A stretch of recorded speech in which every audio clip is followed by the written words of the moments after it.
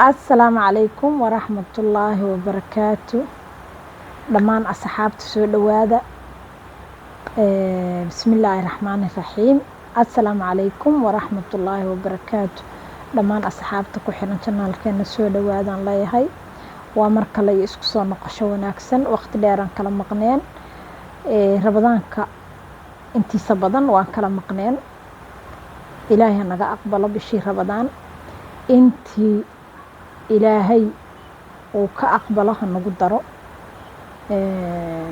bil cibaaday ahayd bil sheeko ma ahayn. maanta waxaan rabaa inaan ka hadlo qisadan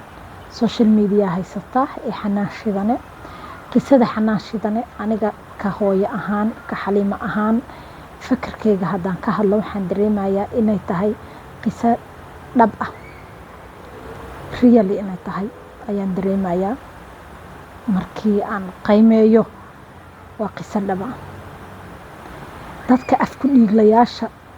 qabiilku jiitay iska qaylinaya ee sheekadan qabiilada ka kala dhigayana waxaan leeyahay ma aha sheekadan qabiil. waa gabar calafkeedii ilaahay uu wiilku calafka ugu daray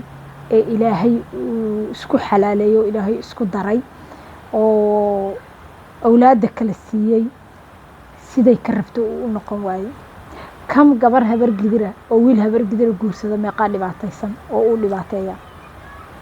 kam meeqa gabar gaal jecel wiil gaal jecel intuu guursado uu xumeeya. guurka waa kii ilaahay ku hagaajiyo ma ahan qabiil. dadka qabiilka ka dhigayana waxaan leeyahay qabiil hadduu wax taro dariiqyada nama taageen. tahriib kumaana dhammaaneen. dalal islaameed kumaana dhibaataysnaadeen. qurbaanna weji ku hayn. ilmaheeni waa jeelasha ka buuxa.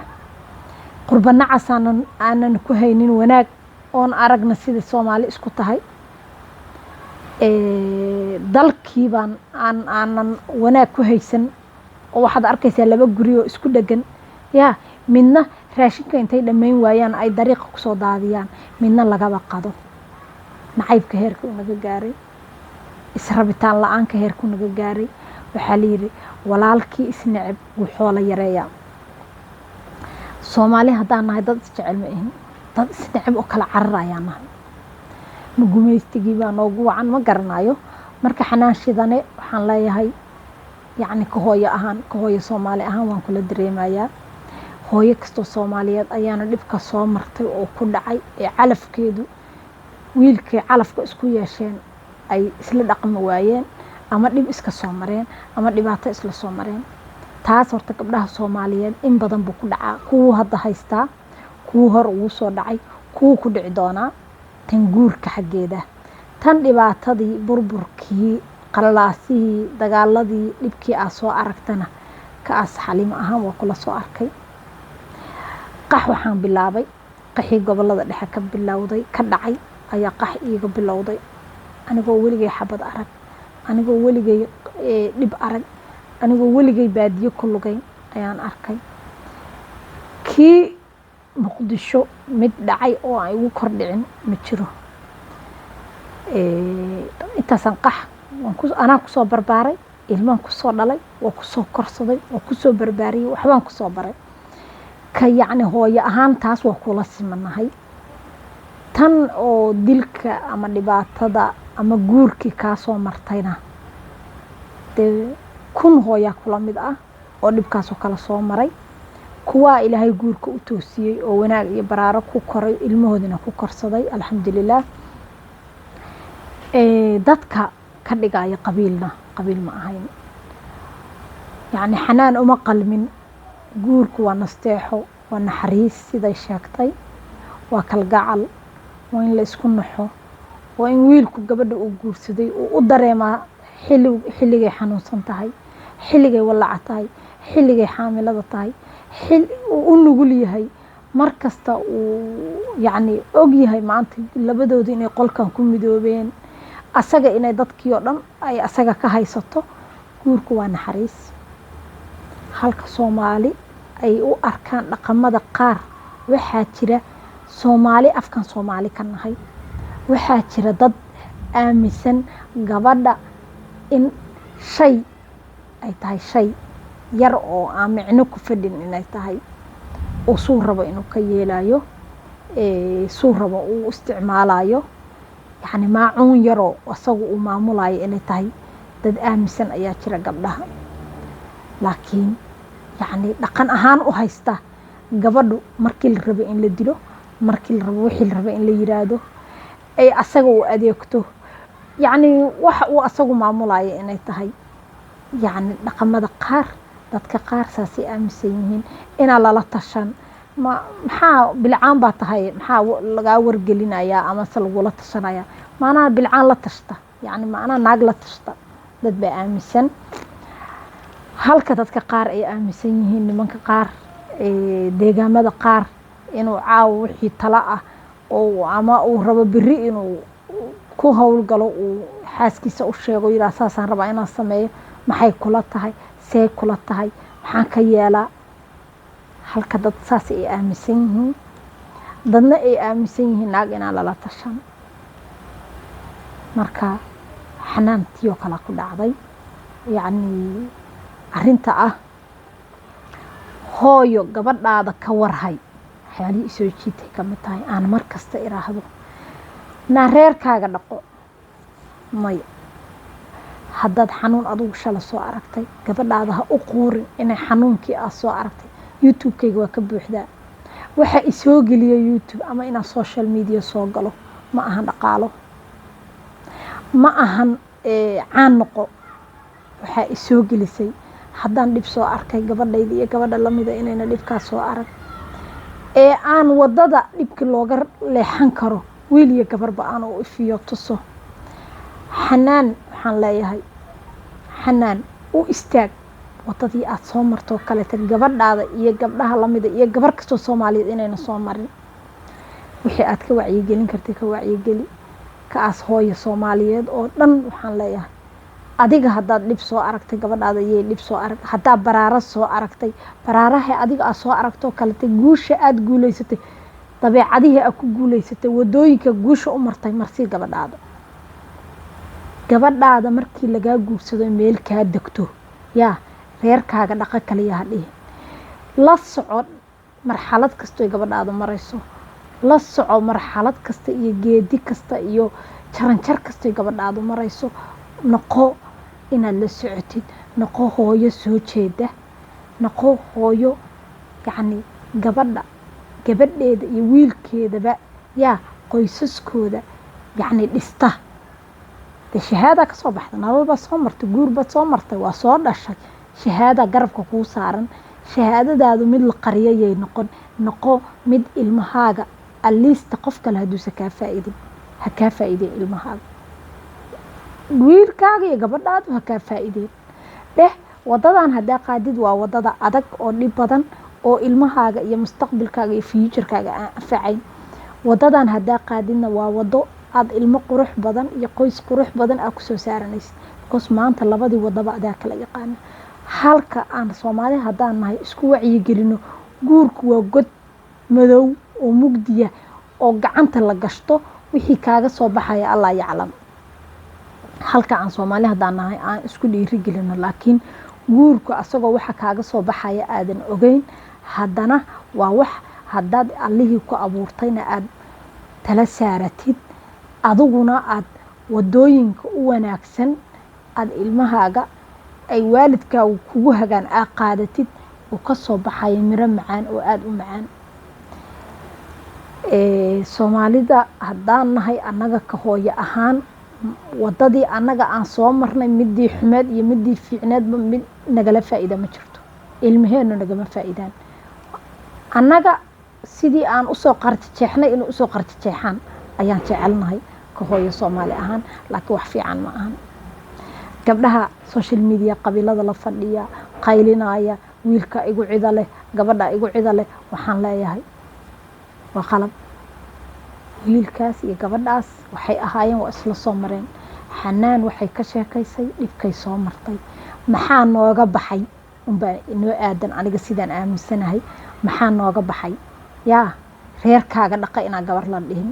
ee gabadhaada aad la socotid dhib iyo dheef waxay qabto yaa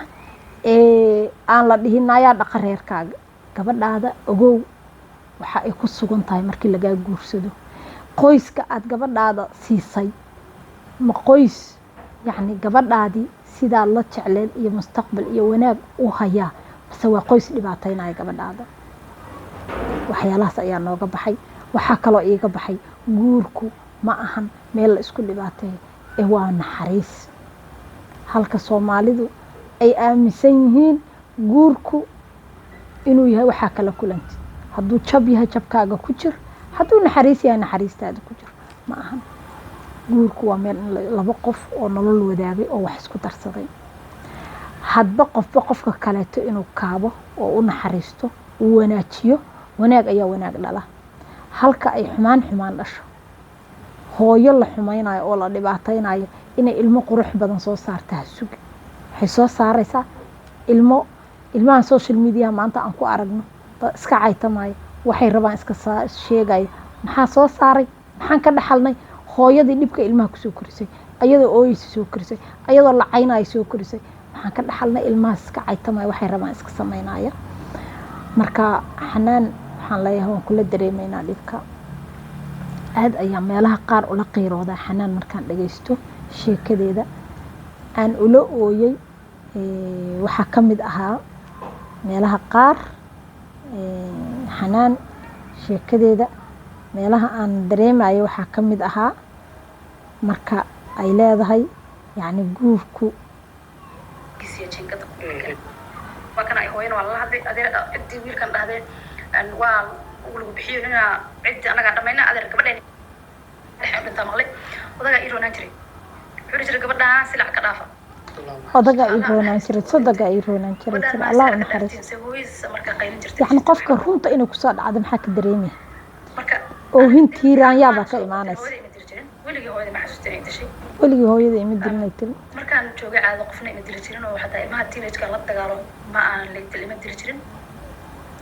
marka dil aniga guurkii way ka bilowday bal fiir hooyada ima dilin bay tiri dabcan haduus i qableen ima dilnaa waxay tiri hooyada ima dilin noloshii dil ma aragay tiri dil wuxuu iga bilowday tiri guurkii waxaan marka guriga waxaan tahay nolosha halkaas ay bilowday musqush marka aad habeen markuu imaado musqush geena markaas maqrabka imaa salaada u imaado bal ka waran naagta qabiilku doodaysa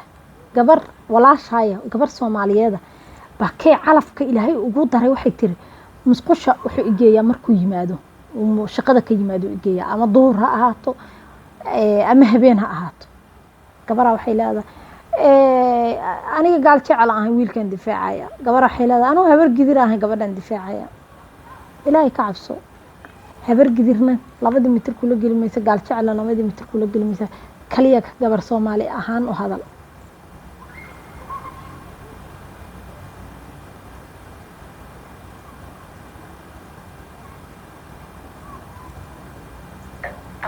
صلاة وما ذو ما يطول كم صلاة وما ذو وذا عبارة صحيحنا هذا ما أبو مركز وذا بس كش جينا هذا تجسو كلو بحيرة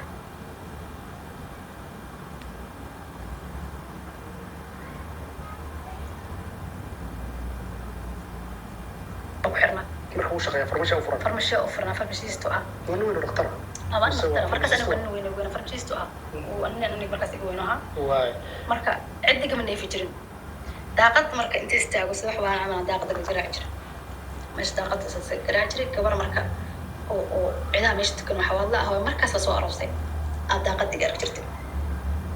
maanta way intii marka suuqa ana ka doonayso ay meesha wala ta marka maanta daaqada maxay inta ka qabanaysaa isaan dhaba meeshaan degana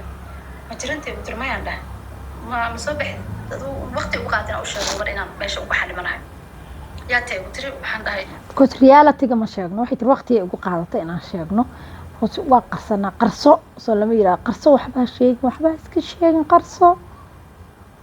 dira marka habar gidirtii maadaama ayagu habar gidir ka badiyaan habar gidirtu dhan jablo ku qaato marka habar gidir aan laakiin anigu waxaan isku haystay inaan asalamaan ahay bas meeshii gabadhii markasta way la samartaa way islaantaa aan habeenka odageedu xaas kale lahaay markuu habeenka dhaxo maqribkii maray soo imaan jirtay waxay ii keen jirtay adeegii meesha waxay yar dhigis jirtay cambe liin dhanaan أي سجعت بيرت لها نهو وبيجي كيس كتارو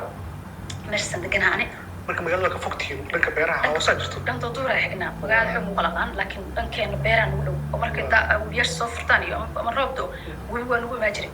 somehow biyaha imaan jiray waxaan biyaasha ahayn beerana meesha waa ka buuxin marka gabadhaas meeshaasaan iska baranay magaceeda deeqaa la dhihi jiray ma ogaad meel ku dambeysay awish inaan ama arki lahaa ama aan ogaa lahaa waxay i caawin jirtay way ark markaad dhibaatoon tahay markuu qof uu ma ku saacido dadka wuu kaaga duwan yahay albaabka hore iyo wax noola hore jirin laakiin adigu ma sheegin waxba waa u sheeg waqti ugu qaateen usha laka usha waxaan gurigaan ku xidhnaa lugtaan ka xirana mar soo bixi karo ninaa meesha ugu qabo sabixi sir cidda meesha taga waa aqaan qof inta la guursado lug laga xira kabar oo la rabo ilmaa in laga dhalo oo la rabo in loo hawoodo subxaan allah waa saa sheegay dadku kala dhaqan duwan yahay gaaljecel waa jira waxaan ku yiri wallahi waa gaaljecelkaas laakiin meeshaan joogaan mana ka bixi karo aniguna habar gidida aan dhahay marka habar gidira wax disha la dhahana asagu dilka ugu badi jiray ane marka waxaan fahmi waayay hadeer marka isku fiirsho muxuu ahaa qabiilka aanu ka dhashay iyo qabiilka soo ka dhashay dilkooda ma araganayo meel isku dilaa ama isku soo weerara habar gidira wax disha markii la yiraahdo usha waa la iisii badin jira xasbuna allah walaa wiilkaas arrintaas maanta waxaan dhihi lahaa gabadhaas cafis weydiiso waa aad u xanuun badan tahay qabiil dhan ma qof loo aanayn karaa looma aanayn karo marka wuxuu dhihi jiray qabiilkaas marka laga habraha ay sheekaysanayaan albaabka waxaa dhihi jiray qabiiladaas isdileen xawaadaya wargidira isishaa maqleen abgaaliya wargidira isishaa maqleen saan ayaga marka gaaljecelka iyo habla isdila maqli jiraan asaga marka habarga wax dishaan waa diri jiray mawdi ilaa hadda aniga xataa wish inuu inta isoo hor fadhiisto su-aalahaas iga jawaabi lahaa wax badan iga jawaabi lahaa على كل حال من قبلي محي عاود ويس قبل ما شيء وعاود لك وحيد عدان كان جعل وايو انا حواض اهي لكن وحيد حتى ما عاود انا كو حاول دوري جير وندي لكن وقيت ما تعيد عد مقاعد الحق طالو ابرقدو هويدينا حمر اي جرتي لما جوجن هدي حمر ان جوجي لها waxaan qabaa ama hooyo joogi lahaa saan waa dhaami lahaa silcan u dhaxal way islaamii marka